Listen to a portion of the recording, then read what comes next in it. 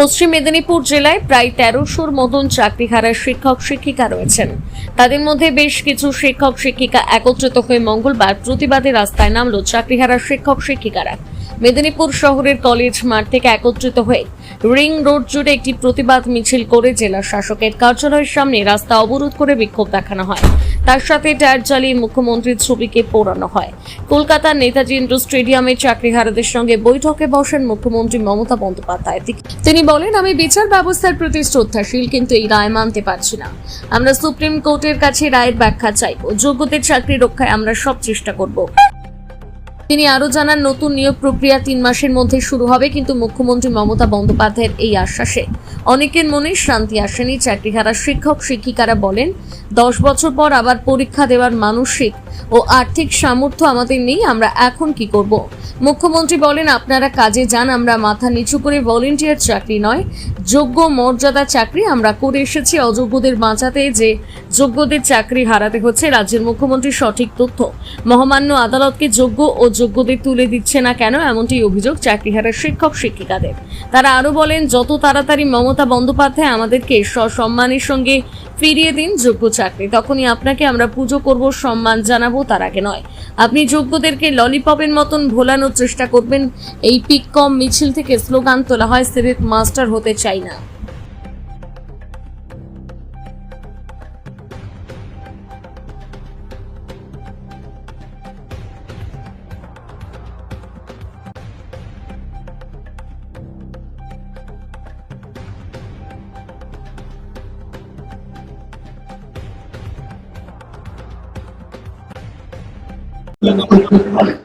School যেতে বলেছেন, কিভাবে বলেছেন? ভলেন্টিয়ার হিসাবে।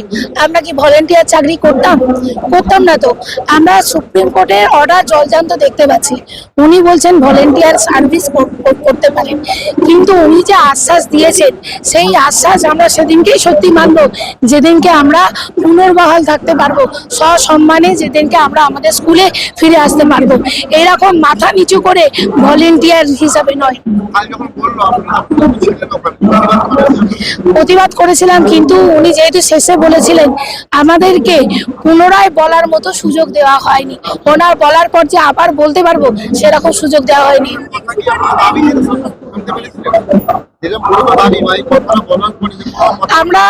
আমরা দাবি অন মাইক্রোফোনও বলেছি এবং লিখিতও দিয়েছি যে আমাদের কি কি দাবি আছে।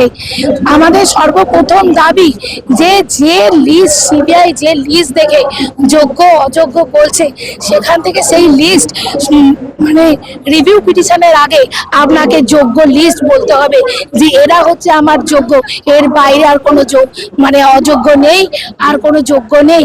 সেই লিস্ট সম্পূর্ণ করে আপনাকে সুপ্রিম কোর্টে দিয়ে তারপর রিভিউ করতে হবে, নাহলে আবার বলবেন যে এর বাইরে অযোগ্য আছে নাকি আমরা জানি না। এইরকম বারবার দোষারোপ চলবে না।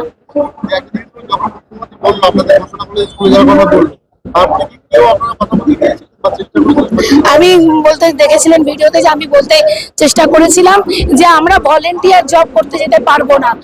হ্যাঁ, আমাদের সন্তান তুল্য ছাত্রছাত্রীদের প্রতি আমাদের ভালোবাসা আছে, তাদের প্রতি দায়বদ্ধতা আছে, কিন্তু আগে তো নিজে বাঁচবো, আগে তো নিজের চাকরিটাকে রক্ষা করব। আমি অসম্মানের সাথে ভলেন্টিয়ার জব কি করে করতে পারবো? আচ্ছা, এখানে আমার আরেকটা কথা বলার, সেটা হচ্ছে সুপার নিউমেরিক পোস্ট নিয়ে যে কেসটা হয়েছিল, সেই কেসটা আপনারা আজকে দেখেছিলেন যে সেটা খারিজ হয়ে গেছে। তাহলে সেটা কিন্তু কপিল সিব্বল লড়লেন। তাহলে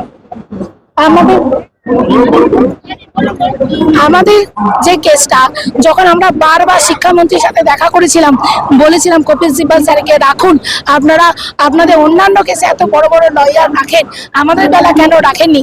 কালকে উনি একটা অন মাইক একটা মিথ্যে কথা বললেন যে ওনারা নাকি কপিল সিব্বল মনু সিংভিকে রেখেছিলেন। না, কপিল সিব্বল মনু সিংভিকে আমরা রেখেছিলাম।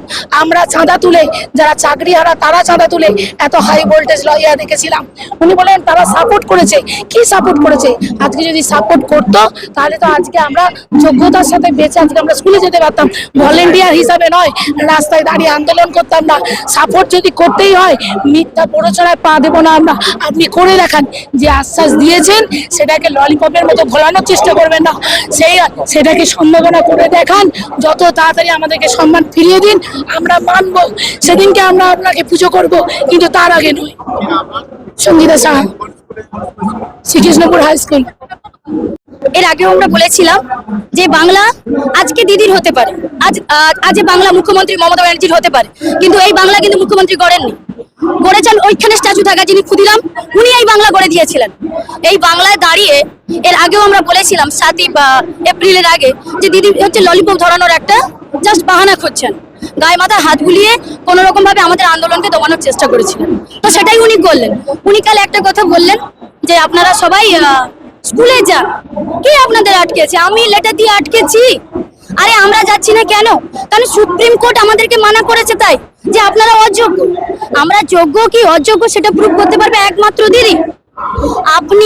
আপনার কাছে সমস্ত ইনফরমেশন আছে।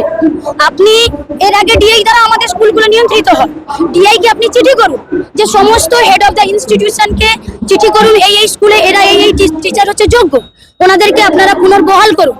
তাহলে এই সমস্যা ক্লিয়ার হয়ে গেল। যে উনি যদি HY কে চিঠি করে, আমাদের হেড অফ দ্য ইনস্টিটিউশনকে চিঠি করেন ডিআই থেকে, যে পুনরায় যে সকল শিক্ষক যোগ্য বলে ছিল ওনাদেরকে আপনারা আবার স্কুলে নিয়োগ করান, জয়েন করান, তাহলে আমরা সঙ্গে সঙ্গে জয়েন করে যাবো। ওনার মুখের কথা তো কোনো দাম নেই, কোনো মানুষের মুখের কথার কোনো দাম থাকে না। আপনি রিটিন দিন, আমরা গিয়ে জয়েন করে যাবো। নাহলে দেখুন এমন একটা পরিস্থিতি হয়েছে, সুপ্রিম কোর্টের রায়ে আমি বাতিল, আমি কাল স্কুলে চলে গেলাম, কাল আমাকে পুলিশ এসে অ্যারেস্ট করে নিল। কিসের জন্য? যে আপনি ল ভঙ্গ করেছেন, ল ভায়োলেন্স করেছেন। সুপ্রিম কোর্টের রায় আপনি বঞ্চিত, আপনি কি করে স্কুলে আসতে পারেন? আপনি কি করে স্কুলে শিক্ষকতা করতে পারেন?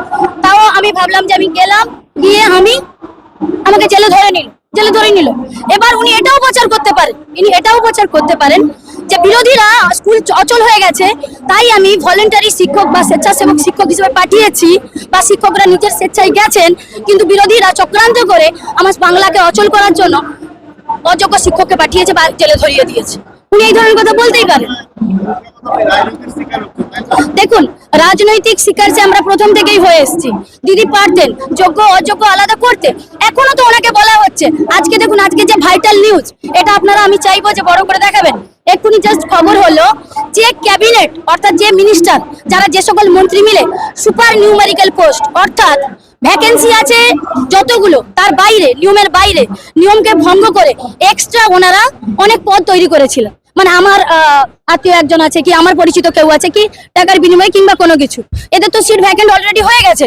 তো আমরা মন্ত্রীরা বসে একটা আলোচনা করে নিজেদের প্রয়োজন মতো আমরা সিট ক্রিয়েট করে ফেললাম, এবং সেই সিটে নিজেদের পছন্দ মতো লোককে আমরা বসিয়েছি। সেইটা নিয়ে, সেটা তো আইনত অপরাধ। তো সুপ্রিম কোর্টে এইটা নিয়ে আজকে একটা ক্যাবিনেট মানে মন্ত্রীদের নিয়ে একটা রায় ছিল। ওখানে গিয়ে কি করলো না, মন্ত্রীরা সবাই ছাড়া পেয়ে গেলেন, এবং সিজিআই সিনিয়র জাস্টিস বলেছেন যদি রাজ্য সরকার এখনো পর্যন্ত সেগ্রিগেশন করে দিতে পারেন, তাহলে আমাদেরকেও উনি হয়তো যারা যোগ্য তাদেরকে মুক্তি দিতে পারেন। তাই দিদির কাছে আমাদের করজোরে অনুরোধ, আপনি প্লিজ যেমন আপনাদের মন্ত্রিসভাকে বাঁচিয়েছেন, আমাদেরকেও সেইভাবে বাঁচান। আমার নাম উমা দাস, মোবারকপুর হাই স্কুল, পূর্ব মেদিনীপুর।